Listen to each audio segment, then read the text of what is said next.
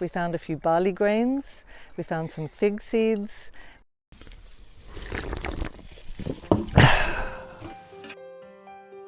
Hello, I'm Dr. Lindy Crew. I'm the director of the Cyprus American Archaeological Research Institute, and we're standing here at my excavations of Skalia near Paphos.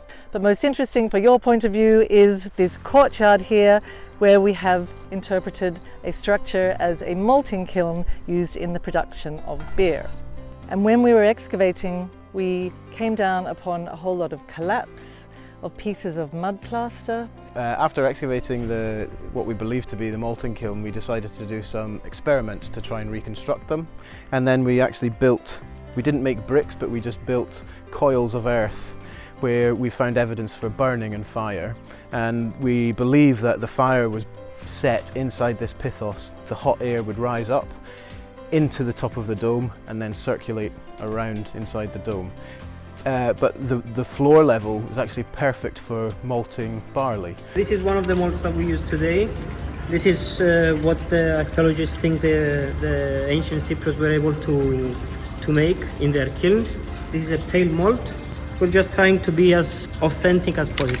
And what we also found within the deposits, we found a few barley grains, we found some fig seeds, we found flat stones and partial pots that had been used to heat or dry something. So we think this whole courtyard was basically designed for the purpose of all the steps of beer production. We're ready to start filtering out the grain from the wort. We're just taking all the wort from the outside of the tank, putting it on top so we can remove all the sugars that we can. And we're going to lift it with a forklift and let it drain, and then we're going to add some hot water to wash out all the sugars from the grain. And then we're ready for the next step.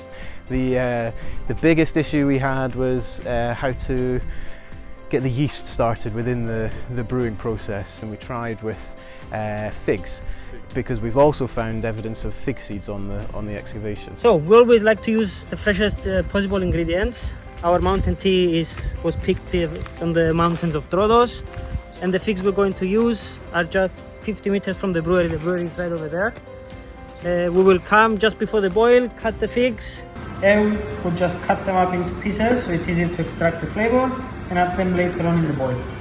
Now we want to put fresh figs inside the beer for special taste and aroma.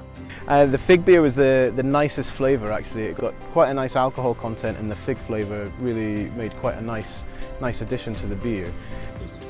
Here we have our substitution for the hops for this beer.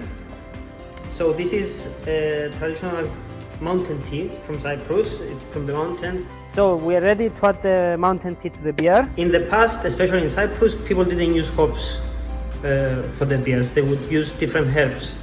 And we're using this mountain tea because it kind of looks like hops. The smell is very herbal, a little bit like mint, maybe a little bit like lemon. Beer making is not an easy process. They had a lot of experience and a lot of effort. They must have liked the taste of the beer to go to that effort. And we also get extra evidence from the lovely Cypriot Bronze Age pottery vessels that you can see in the Cyprus Museum, with the scenes on bowls and storage jars, with little people all doing little activities around the edges. And we believe that there's one scene that keeps occurring at the end of this story, which is a little person sitting there holding a miniature jug and have a big smile on their face.